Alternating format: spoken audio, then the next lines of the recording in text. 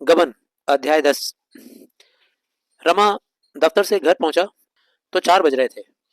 वह दफ्तर ही में था कि आसमान पर बादल घिराए पानी आने ही वाला था, पर रमा को घर पहुंचने की इतनी बेचैनी हो रही थी कि उससे रुका नहीं गया। हाथे के बाहर भी न निकलने पाया था। जिस कार्यालय में उसको नौकरी लगी थी उस कार्यालय का हाथा हाथा यानी कि बाउंड्री, उस कार्यालय में लंबा चौड़ा इलाका रहा होगा। उस इलाके को बाउंड्री कर दिया गया था ईंट की दीवारों से। तो उन दीवारों से वो बाहर अभी निकला ही नहीं था। उस बाउंड्री के बाहर नहीं निकला था कि जोर की बारिश शुरू हो गई। उसी बाउंड्री वाले इलाके को हाथा कहते हैं। आषाढ़ का पहला पानी था। एक ही क्षण में वह पूरी तरह से भीग गया।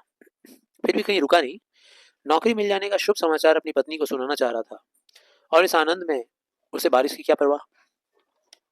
वेतन तो केवल 30 ही रुपए थे, पर जगह आमदनी की थी। मनी मन में उसने हिसाब लगा लिया था कि कितना मासिक बचत हो जाने से वह जालपा के लिए चंद्रहार बनवा सकेगा। सोचने लगा, अगर 50-60 रुपए महीने भी बच जाएं तो 5 साल में जालपा गहनों से लद जाएगी। कौन सा आभूषण कितने का होगा इसका भी उसने अनुमान कर लिया था। घर पहुंचकर उसने कपड़े भी नहीं उतारे, लथपथ जालपा के कमरे में जा पहुंचा। जालपा उसे देखते ही बोली, ये भीग कहाँ गए, रात कहाँ गायब थे तुम। रमानाथ ने कहा, इसी नौकरी की फिक्र में पड़ा हूँ। इस वक्त दफ्तर से चला आता हूँ। म्यूनिसिपैलिटी के दफ्तर में मुझे एक जगह मिल गई है। जालपा ने उछल कर पूछा, सच? कितने की जगह है? रमा को ठीक ठीक बतलाने में संकोच हुआ। 30 की नौकरी बताना अपमान की बात समझ रहा था। स्त्री के नेत्रों में तुच्छ बनना कौन चाहता है। बोला, अभी तो 40 मिलेंगे। देखो फिर से झूठ बोल रहा है। पर जल्द तरक्की होगी, जगह आमदनी की है। जालपा ने उसके लिए किसी बड़े पद की कल्पना कर रखी थी। बोली, 40 में क्या होगा, भला 60-70 तो होते।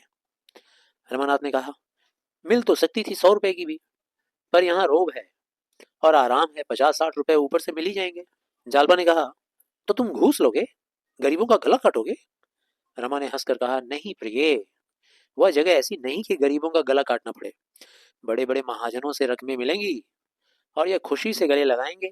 मैं जिसे चाहूं दिन भर दफ्तर में खड़ा रखूं। महाजनों का एक एक मिनट एक एक अशर्फी के बराबर है। अशर्फी मतलब मुद्रा, सोने का जो कॉइन होता है। जल्द से जल्द अपना काम कराने के लिए खुशामदी भी करेंगे वो लोग, पैसे भी देंगे। जालपा संतुष्ट हो गई, बोली, हाँ तब तो ठीक है, गरीबों का काम यूं ही कर देना। रमानाथ ने कहा, अरे वो तो करूंगा ही।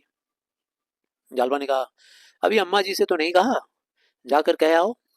मुझे तो सबसे बड़ी खुशी यही है कि अब मालूम होगा कि यहाँ मेरा भी कोई अधिकार है। रमानाथ ने कहा, हाँ जाता हूँ, मगर उनसे तो मैं 20 ही बताऊंगा। जालपा ने उलसित होकर कहा, उलसित मतलब खुश होकर। हाँ जी, बल्कि 15 ही है ना। ऊपर की आमदनी की तो चर्चा ही मत करना, भीतर का हिसाब वे ले सकते हैं। मैं सबसे पहले चंद्रहार बनवाऊंगी। इतने में डाकिये ने पुकारा। रमा ने दरवाजे पर जाकर देखा तो उनके नाम का एक पार्सल आया था। महाशय दीनदयाल ने भेजा था। दीनदयाल कौन? जालपा के पिताजी। लेकर खुश खुश घर में आए और जालपा के हाथों में रखकर बोले, तुम्हारे घर से आया है, देखो इसमें क्या है। रमा ने चटपट कैंची निकाली और पार्सल खोला। उसमें देवदार की एक डिबिया पड़ी थी। इसमें एक चंद्रहार रखा हुआ था। रमा ने उसे निकाल कर देखा और हंसकर बोला, ईश्वर ने तुम्हारी सुन ली, चीज तो बहुत अच्छी मालूम होती है। जालपा ने कुंठित स्वर में कहा, अम्मा जी को यह क्या सूझी, यह तो उन्हीं का हार है, मैं तो इसे नहीं लूंगी।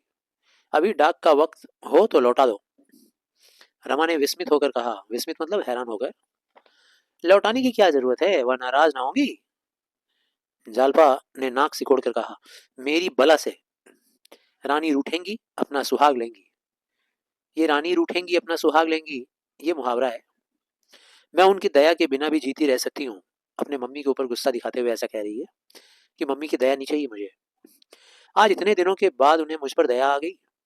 उस वक्त दया ना आई थी जब मैं उनके घर से विदा हुई थी। उनके गहने उन्हें मुबारक हो। मैं किसी का एहसान नहीं लेना चाहती।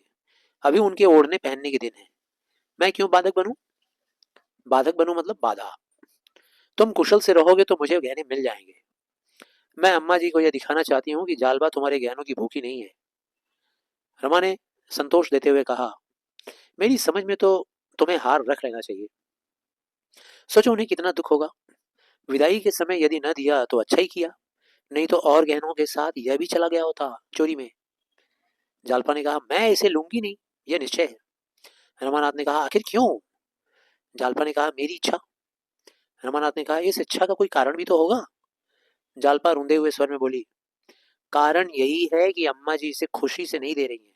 बहुत संभव है कि इसे भेजते समय यह रोई भी हो, और उसके कोई संदेह ही नहीं कि उसे वापस पाकर उन्हें सच्चा आनंद भी होगा।